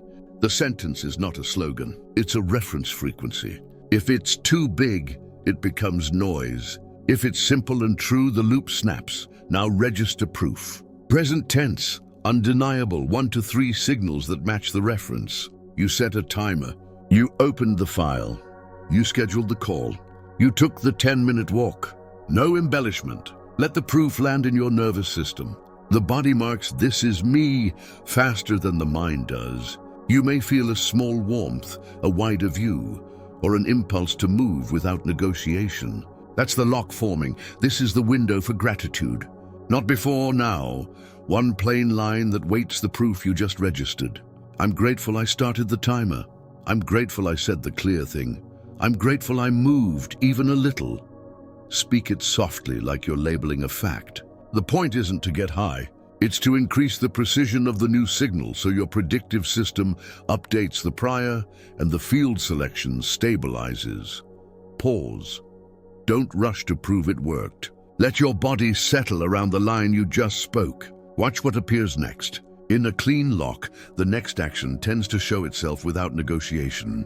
It's small and obvious. If nothing appears, reduce scope and rerun the sequence. Breath, gaze, jaw, identity line, proof, gratitude. You're not failing. You're lowering error. This order matters because your system trusts sensation before story. If you lead with gratitude from a threat state, your story and your sensation argue, and the loop picks the louder one, threat. If you lead with sensation, identity, and proof, then speak gratitude, story, and sensation align. The loop hears one message and locks. A quick check you can use to confirm baseline. Can you keep your eyes soft and your exhale steady while you say the identity line? If yes, proceed. If no, you're early. Stay with breath and vision until your body answers safe enough. Not ecstatic, safe enough. That's the threshold where selection becomes cheap. You might feel an urge to make the identity glamorous. Resist it. Glamour is modulation. It adds noise. The most powerful identities are boring to describe and unmistakable to live. I keep clean promises to myself, travels through the loop. I'm a limitless vortex of quantum power. Might be fun to tweet, but it will tighten your chest if it's not embodied. Tight chest equals error. Error breaks lock. Notice what we're not doing. We're not asking for outcomes. We're not thanking a distant future. We're not bargaining. We're collapsing a local band by measuring it cleanly, then pinning it with gratitude so it holds under noise. Outcomes will follow because your behavior, attention, and perception are all sampling the same slice repeatedly. Repetition collapses reality more than intensity does. A word about speed. You can run this correction in under 2 minutes. One breath cycle to widen, one to deepen. One sentence to set reference. 1 or 2 proofs. 1 line of gratitude. Stop. Move. The loop doesn't need a concert. It needs a clear tone and dwell time. If you crave more steps, that craving is a tell. It means you're chasing state instead of setting it. Keep it clean. Sometimes the lock won't stick because the environment yanks you back. Preempt that. Before you open the inbox, walk into the meeting or check metrics, preset the reference. 2 breaths, soft eyes, identity line. 1 proof from the last hour. 1 quiet line of gratitude. Then open the door or the app. You're creating a buffer, so the external oscillator doesn't capture your loop instantly. Expect resistance. The old prior will try to negotiate, make it bigger, say more. Check now. Smile at it and run the order again. Baseline, identity, proof, gratitude, action. Every repetition teaches your system that this sequence is cheaper than the old one. The brain loves cheap. When the new way costs less energy, it becomes the default without drama. If you need a single sentence as a guardrail, use this. Don't pin what you haven't picked. Coherence picks the band. Gratitude pins the band. If you try to pin first, you freeze a jitter and call it a sign. If you pick first, pinning turns the jitter into signal. How will you know it's working? Your checking impulse fades. Your voice drops a half step and loses the push. Neutral events stop feeling like threats. The next action shows up quietly, and you take it without needing to hype yourself. You'll feel time widen for a moment, and tiny wins will feel surprisingly satisfying. Not euphoric, solid. That solidity is the new prior taking root. What about days that start chaotic? Same correction. Even in noise, 2 breaths and a local reference can reduce error enough to snap to a usable band. Don't wait for perfect conditions. Use the first available seconds to set baseline, then proceed. You're training selection under noise, which is the only selection that survives real life. You may notice that gratitude gets softer as it gets truer. That's a feature, not a flaw. Loud practices often mask error. Quiet practices reveal alignment. If your gratitude lines start feeling almost obvious, you're not losing power, you're gaining stability. Stable systems don't shout. There's a subtle trap here, stacking gratitude on top of everything you do, as if more pins equals stronger lock. Pins without fresh proofs become performance. Keep the ratio honest. One small proof, one line, move. The loop respects proportion. Flood it and you'll recreate noise. If you slip and catch yourself bargaining, don't scold yourself. Rerun the order immediately. The speed of correction matters more than the size of error. Every quick correction teaches your system that returning to coherence is normal. Normal is the goal. When coherence is normal, you select better bands by accident. Hold this frame as we close. Selection is cheap when the reference is local. Stabilization is cheap when the pin is true. Everything else is flair. You don't need flair. You need a body that says safe enough, an identity you can live right now, a proof you can feel, and a line of gratitude that waits it. That's the correction. That's the lock. Next, we'll package this into a short, repeatable routine, the 7-minute frequency lock protocol, so you can run it daily without thinking about steps. It will sound simple on purpose. Simple survives noise. Simple builds dwell time. And dwell time is how the new band becomes the background you move through without trying. Set a timer for 7 minutes. We're going to tune the carrier, select the band, and pin it, calmly, cleanly, without performance. You won't need intensity. You'll need sequence. Minute 1 starts with your body. Sit or stand where your feet feel the ground. Let your eyes soften until you can sense the edges of the space you're in. Don't stare at a point. Allow the periphery to come online.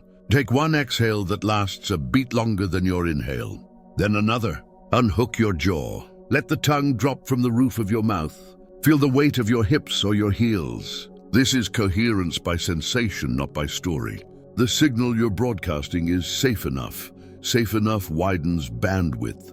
Widened bandwidth lowers noise. You're preparing a receiver that can lock instead of hunt. Minute 2 chooses a local reference. Speak one sentence, gentle and behavioral. I close what I open. I deliver cleanly. I ask one clear question. Keep it small, obvious, and true now, not an aspiration dressed as a declaration. Listen to your breath while you say it. If your exhale clips, reduce the scope of the sentence until your breath stays steady. This line is your reference oscillator. It should fit like a glove, not a costume. The field responds to the carrier. The brain updates to what it can verify.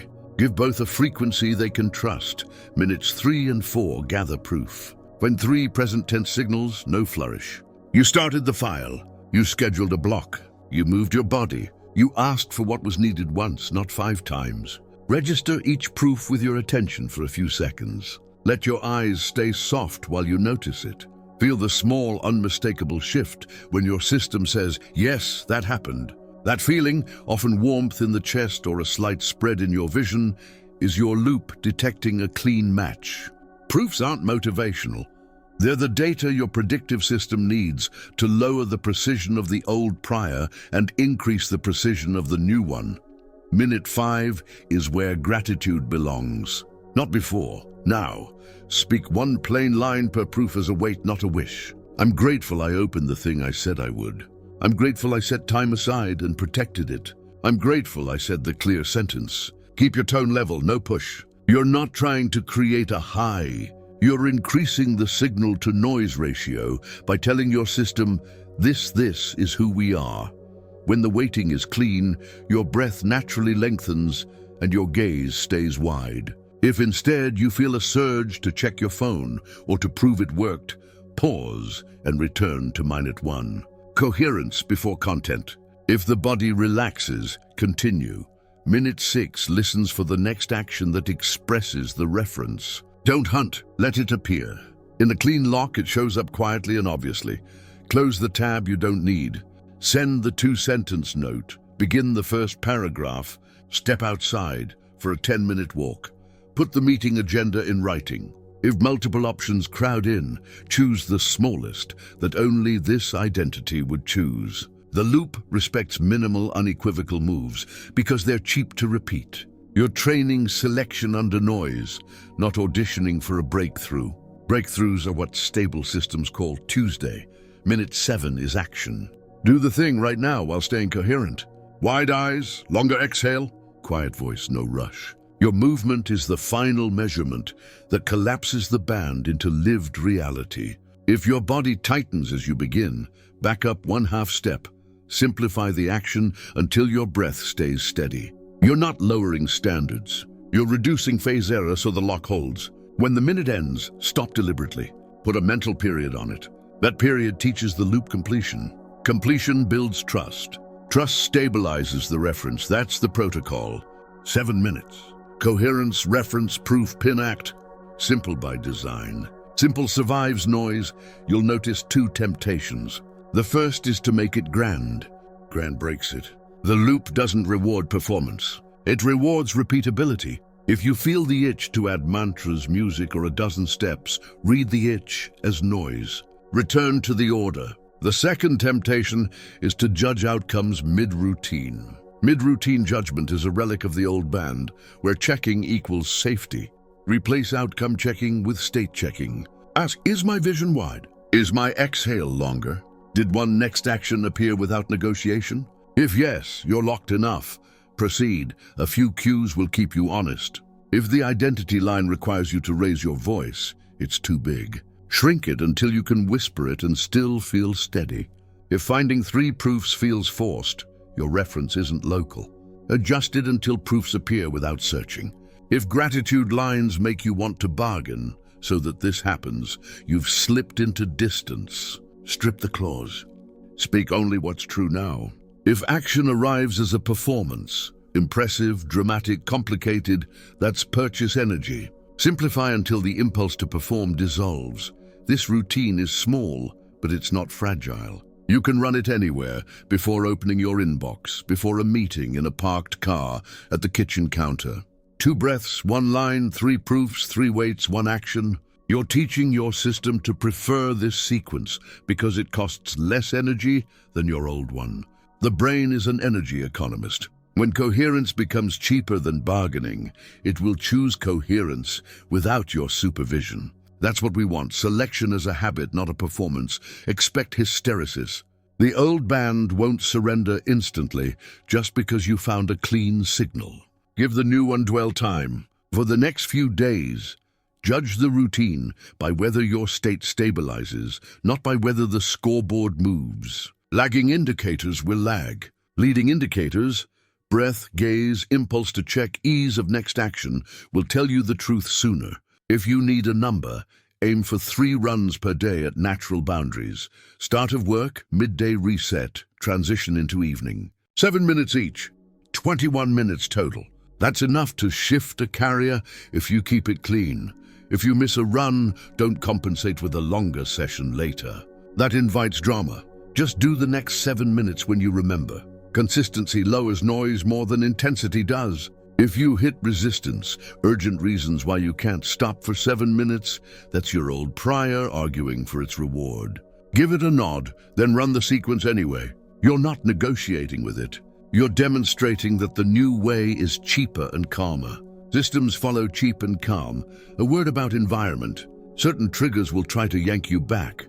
Names on your screen, a specific room, a number in an app. Before you engage a known trigger, preset with the first 90 seconds of the protocol. Wide eyes, longer exhale, quiet line, one proof, one wait. Then proceed. If you get pulled anyway, don't fight content. Re-establish coherence. Rerun the line. Find one micro-proof from the last 5 minutes. Pin it. Take the smallest action. Choose momentum over self-explanation. Explanations are often just elegant noise. As this routine becomes familiar, you'll feel a subtle humility emerge. Not smallness, not self-doubt, humility in the engineering sense, a system that doesn't overshoot. You won't lunge at the future or brace against the present. You'll move like someone who trusts their own loop. That steadiness is the real payoff. It's also the thing that lets outcomes reorganize without you gripping them. Stability invites reconfiguration. Grip strangles it. If you crave a single sentence to keep near you, use this. Pick local. Pin true, move small. Local reference reduces error. True gratitude increases precision. Small movement earns dwell time. Do this a few times a day, and you won't need to feel grateful to believe you're on the right path. You'll be on it, and your body will recognize the terrain. You may discover that the most powerful moment in the routine is the stop. You finish the minute of action, and you don't chase. You let the period land. That period is you refusing to bargain. It teaches the nervous system that you don't need proof right now to stay coherent. That single refusal breaks more cycles than any affirmation ever could. Keep it guarded. Over a week, patterns will shift. Not because you pulled them in, but because you stopped hopping. A coherent observer measuring the same band repeatedly collapses that band into ordinary life. You'll notice fewer urges to confess your progress, fewer spikes of anxiety, more moments where the next sensible thing is just there. When you spot that, don't celebrate loudly. Smile and run the 7 minutes again. Quiet routines are how identity becomes background. From here, we'll apply this routine in the domains that matter: money, health, relationships, without turning it into a performance. The moves don't change. The context does. You'll see how to weight the signals that actually predict the outcomes you care about, and how to ignore the noise that used to hijack your lock. Stay with the sequence. 7 minutes is enough when it's precise. You don't need a new philosophy for each area of life. You need the same loop, applied with precision. Coherence picks. Gratitude pins. Action expresses. We'll run the same engine 3 times. Lean, specific, no theatrics. Money first. Most people try to buy safety with future images. That's distance. Distance increases phase error. The band you actually want is responsible creator, not future savior. Set baseline, widen vision, longer exhale, jaw unhooked. Choose a local reference in behavior. I run a clean pipeline.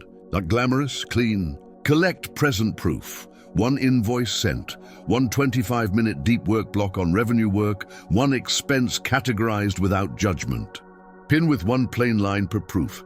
I'm grateful I moved revenue work before noise. Then act for 1 minute. Open the next lead list. Write the first sentence of the proposal. Schedule tomorrow's deep block. If your body reaches to check metrics, that's the old band calling. Reduce scope, relock, move again. You're waiting signals that predict money, clarity, follow-through. Glean records rather than bargaining with outcomes. Notice how money becomes simpler when you track lock quality instead of scoreboard. In a clean band, you'll feel time widen around decisions. The next dollar shows up as the next honest step, not a rescue. Gratitude stays quiet and specific. If you feel a surge to announce your momentum, pause. Announcements often re-entangle you with the old role. Performer, rescuer, prodigy. Stay small. Small is stable. Stable scales health. The wrong band here is symptom scout. Gratitude on top of scanning just collapses more scanning. Baseline first. Soft eyes, longer exhale, weight sensed in feet. Reference, I care for recovery behaviors.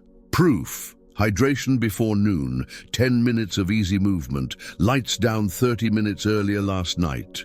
Pin, I'm grateful I gave my body what helps. Then act, prep water, step outside, set the bedtime cue. If your attention tries to measure pain immediately after, that's a tell. Return to local proof. You're selecting the recovery band by saturating your day with low-drama confirmations the system can trust. The field doesn't need your optimism. It needs your repeated, coherent measurement of behaviors that predict healing. You'll know the health band is stabilizing when neutrality stops scaring you. A quiet day is a quiet day, not a verdict. Your breath lengthens without effort. You take the next sensible step without bargaining. Gratitude stays near the body, and now. Avoid big claims your physiology can't support yet. Big claims tighten breath and widen error. Quiet waiting shrinks error and holds lock. Relationships. The old band is often chaser or shapeshifter, safety through performance. Gratitude from that identity buys temporary relief and collapses the same dance. Set baseline. Reference, I communicate clearly once. Proof, one boundary stated, one appreciation expressed without angle, one request made directly. Pin, I'm grateful I kept it clean. Then act, send the single clear message, not 3 variations. Leave silence alone after you've spoken once. If your body lunges to manage someone's response, recognize the entanglement. Old role, old outcome. Re-establish coherence, feel your feet, widen vision, return to your reference. You're selecting a mutual clarity band, not auditioning for approval. The common thread across domains is permission. Money, permission to be seen building, not just fixing. Health, permission to improve slowly without self-judgment. Relationships, permission to let other people have their timing while you keep your standard. If permission is missing, the old band will still feel cheaper. Add one quiet rule, I'm allowed to do this imperfectly now. That single sentence lowers the cost of the new band, so the loop prefers it. Expect old triggers to try to recapture you, notifications, certain rooms, familiar names. Enter them preset, 2 breaths, soft eyes, identity line, 1 fresh proof, 1 line of gratitude. Then proceed. If you get pulled, don't dramatize the slip.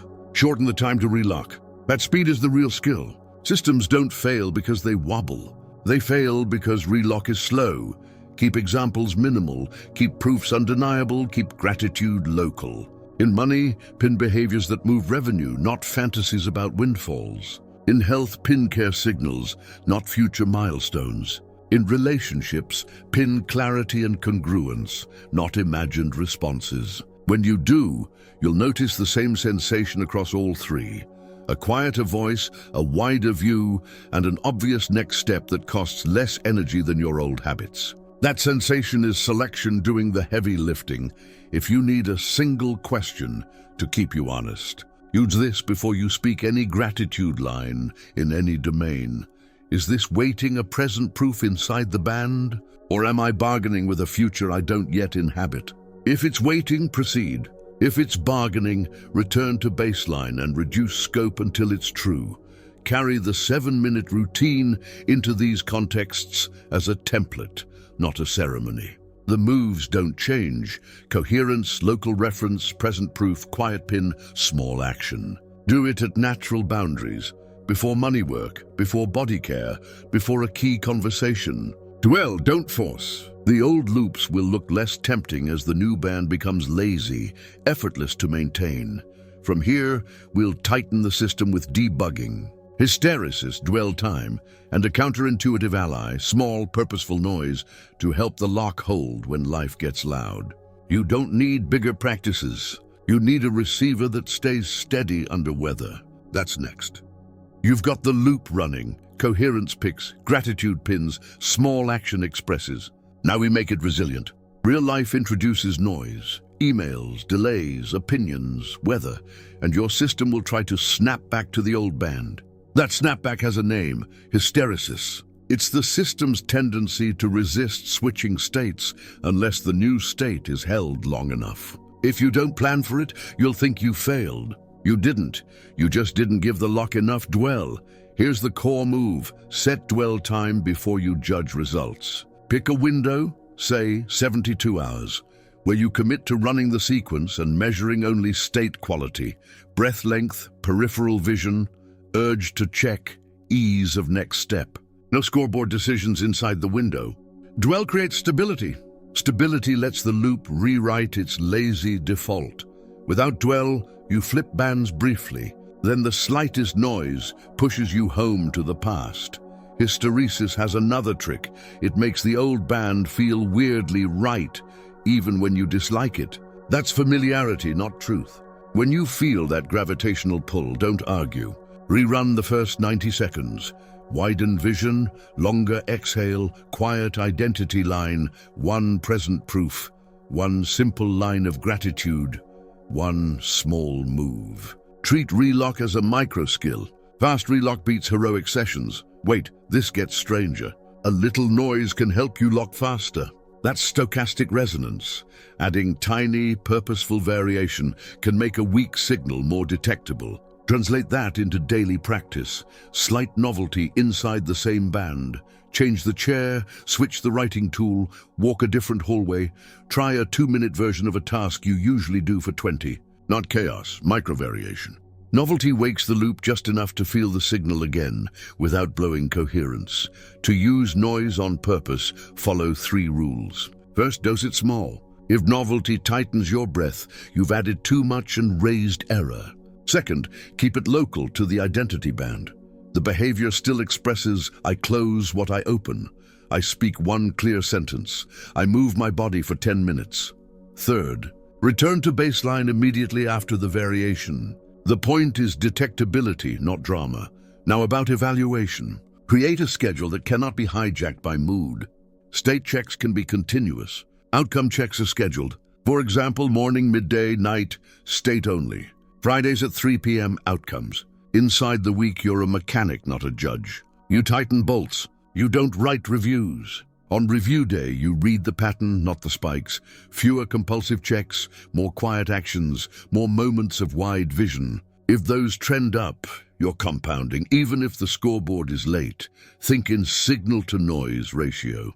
Your job isn't to eliminate noise. It's to raise signal strength relative to it. 3 levers matter most. Coherence increases signal gain, breath, gaze, posture.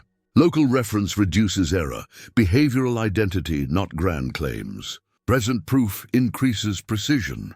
Your predictive system updates when it can verify now. Gratitude pins after those levers are set. If you struggle, look at the levers in order.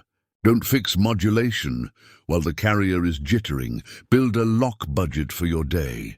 You have finite attention and finite tolerance for novelty. Spend budget where the payoff is highest. Preset before known oscillators, inbox, meetings, metrics. 2 breaths, soft eyes, identity line, 1 proof, 1 line of gratitude, then enter. If you get pulled, step out for 30 seconds, rerun the first half of the routine, and return. The aim isn't to avoid noise. It's to return to lock so quickly that noise can't steer the day. There's a specific pitfall worth naming: overfitting your practice. When you copy one exact ritual without variation, your system learns the ritual, not the band. The tell is dependency. If you miss the perfect setup, you can't lock. Solve this by training in multiple contexts. Sit, stand, hallway, car, kitchen, counter. Same sequence, different environment. You're teaching the loop that the band travels. Another pitfall: stacking pins without fresh proof. That's performance. Keep ratio honest, proof first, then 1 line. Flooding the system with gratitude lines raises noise and invites bargaining. 1 pin per proof. Move on. If you want a compact checklist for field conditions, use this: breathe and widen. Name the smallest true identity line. Find 1 undeniable proof. Pin with 1 plain sentence. Wait for the smallest next action to appear without negotiation. Act for 1 minute coherently. Stop deliberately. Repeat when the signal fades. Notice the stop deliberately. That period matters. It prevents you from chasing proof and preserves dwell. Chasing spikes error. Dwell lowers it. Set a relock metric. Not minutes meditated or pages journaled, seconds from slip to coherence. Start where you are. If it takes 5 minutes to relock now, aim for 3 next week, then 90 seconds. You'll feel life get lighter as the gap shrinks. The old band can't dominate a day if you keep returning to signal quickly. Work with thresholds. Before you enter a trigger, ask 3 questions. Can I keep my eyes soft? Can I lengthen one exhale? Can I say the identity line without push? If yes to 2 out of 3, proceed. If no, buy 60 seconds for a reset. You're not procrastinating. You're paying down error before it compounds. Use micrologs for 7 days. Not diaries, readouts. 4 lines, time, state cues, breath, gaze, jaw, pin used, action taken. That's enough to see whether you're accumulating dwell or just reenacting effort. If you see long stretches of practice with no action, tighten the loop, pin, then move within 60 seconds. If you see action without pins, add a single line of gratitude to increase precision and memory. A word on urges. Checking, explaining, apologizing, performing, each can be an old band reflex. Treat urges as pings from the past, not commands. When one hits, do the stall test. Soft eyes, 1 slow exhale, feel your feet. If the urge softens, you're safe to proceed. If it intensifies, pick the smallest adjacent action that still expresses the identity and do that instead. You're keeping momentum while refusing to buy safety with performance. Guard your mornings and transitions. The first state you lock each day tends to carry hysteresis through the afternoon. Run a 1-minute version on wake.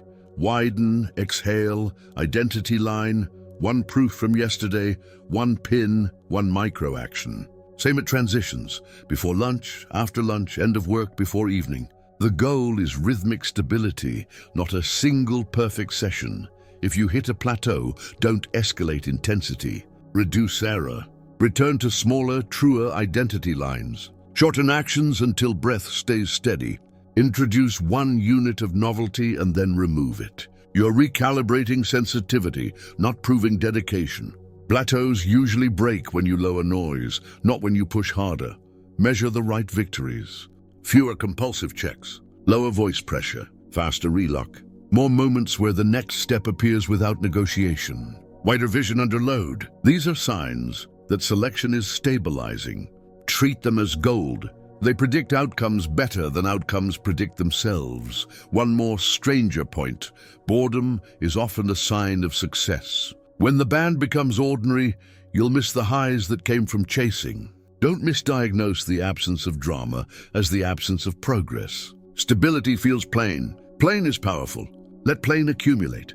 Keep the social layer clean while you rewire. Announcements and debates re-entangle you with roles you're leaving. Practice in silence for a bit. Share results after dwell, not during build. The need to narrate is usually a request for external pins. You don't need them. Your body's readouts are better. Finally, codify your personal lock script in 1 breath. Widen, exhale, quiet line. 1 proof, 1 pin. 1 move, stop, run it until it's muscle memory. The day will still have weather. You'll still wobble, but your relock will be fast. Your dwell will accumulate, and the band you choose will become the band that chooses you back. And that's the point, stability that holds when life gets loud.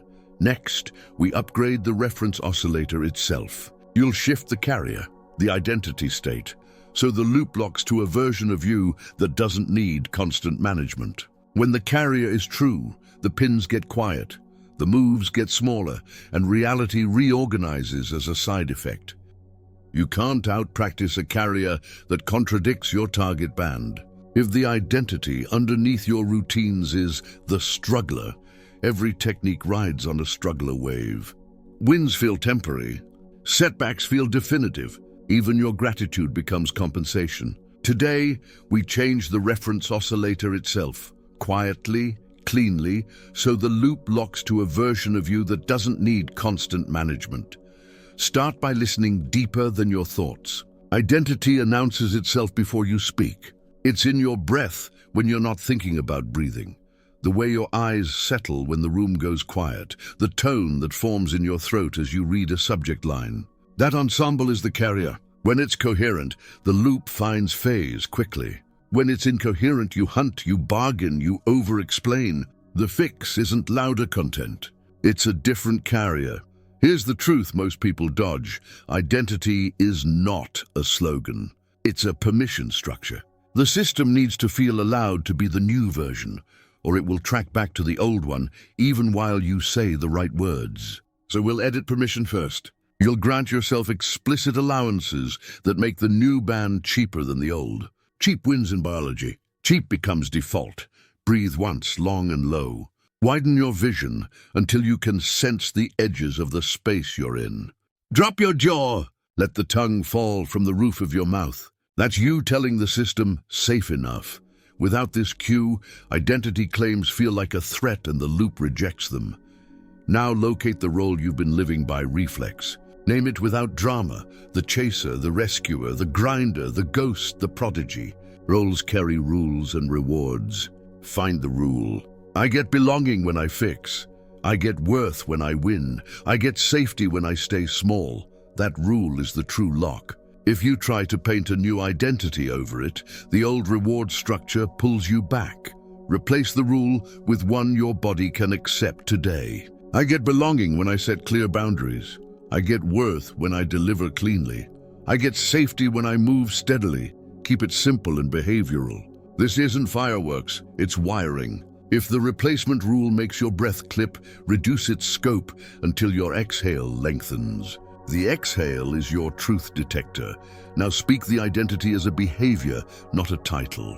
Titles inflate error. Behaviors reduce it. Say it quietly. I keep clean promises to myself. I close what I open. I say the clear thing once. Listen to your voice. If you have to push to sound certain, you're early. Soften the claim until it can be whispered without strain. A whisper you can live beats a roar you cannot. Register one proof from the last hour that fits the identity. Undeniable present tense. Small is fine. Small is preferred. The proof is how you update the prior. Without proof, the brain files your identity line under interesting fiction and returns to the familiar. Let the proof land. Feel the micro shift, vision slightly wider, shoulders slightly lower. That's the loop detecting a match. Weight the proof with one line of gratitude. Plain voice, no bargaining. I'm grateful I honored that boundary. I'm grateful I began when I said I would. I'm grateful I kept it clean. Gratitude here isn't decoration.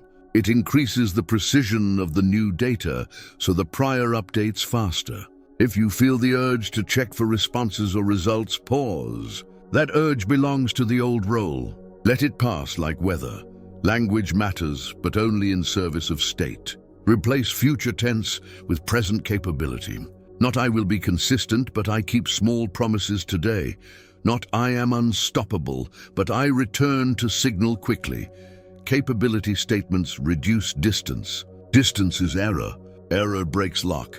Expect internal negotiation. The old carrier will argue, make it bigger, prove it now, tell someone so they see you. Negotiation is noise. Answer with action so small it's undeniable. 1 minute of the behavior, only this identity would do. A single minute is enough to express the new reference and give the loop something to hold. Don't scale it. Don't sell it. Do it and put a period on it. Periods build trust. You may feel a flatness as you shift. That's not emptiness. It's the absence of drama. Old identities ran on spikes: urgency, relief, rescue, collapse. Coherence is steady. Steady can feel plain at first. Don't mistake plain for powerless. Power is the ability to move without noise. Let plain accumulate. Plain becomes inevitable. Inevitable collapses states with very little fuel. Decouple from applause while the new carrier sets. Announcements re-entangle you with the audience that do your old role. Silence is stabilizing. Share later after dwell, when the identity is boring to you because it's ordinary. Ordinary is the goal. When the identity is ordinary, you won't burn energy defending it. The loop will select it without asking.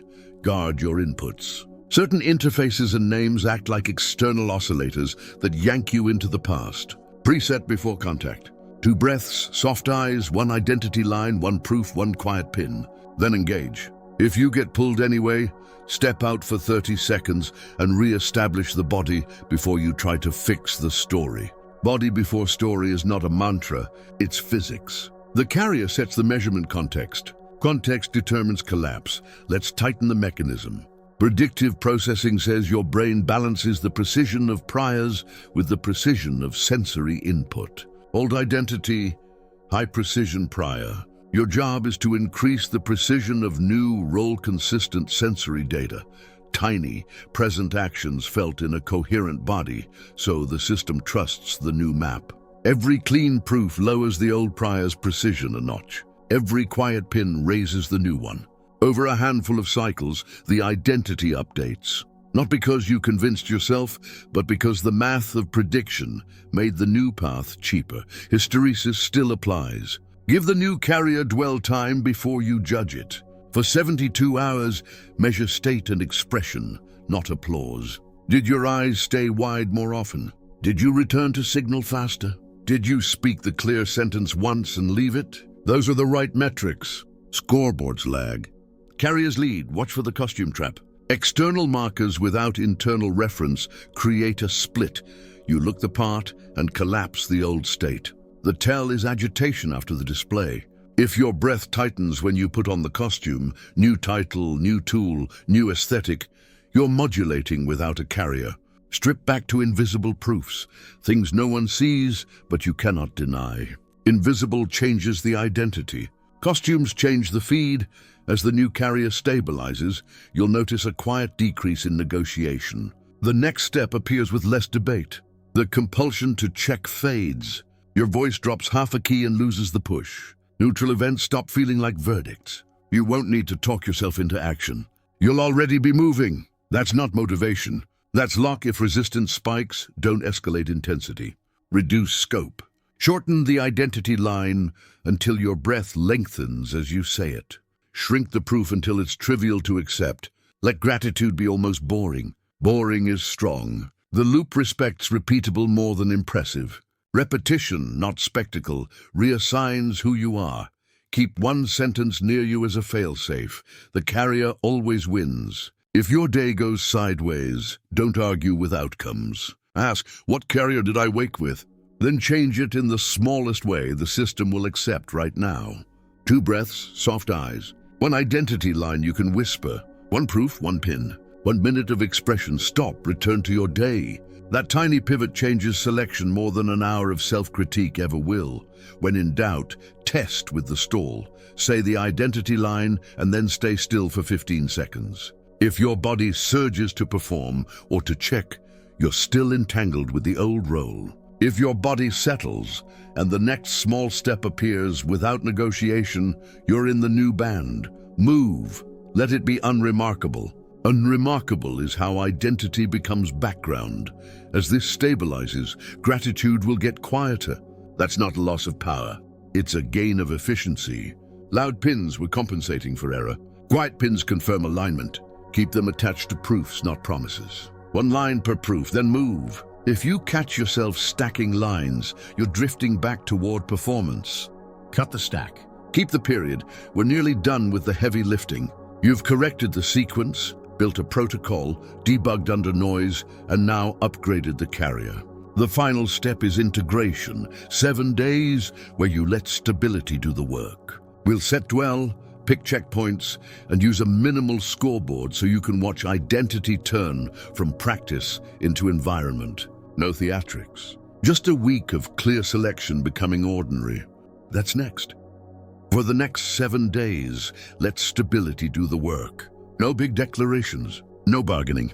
You'll run a tight routine, collect clean proofs, and measure state instead of scoreboard. By the end, the band you've been choosing won't feel like a performance. It will feel like the background you move through without trying. Day 0 starts now. Take 1 slow exhale and widen your vision until you can sense the edges of the space you're in. That's your anchor for the week. You'll return to it so often your body starts doing it before your mind remembers why. This is not about peak moments. It's about dwell, time spent in a coherent state while you keep selecting the same band. Here's how each day runs. Morning, 2 minutes to set baseline, 1 sentence to set a local identity reference, 3 quick proofs from the last 24 hours, 3 quiet gratitude pins, 1 small action that only this identity would choose.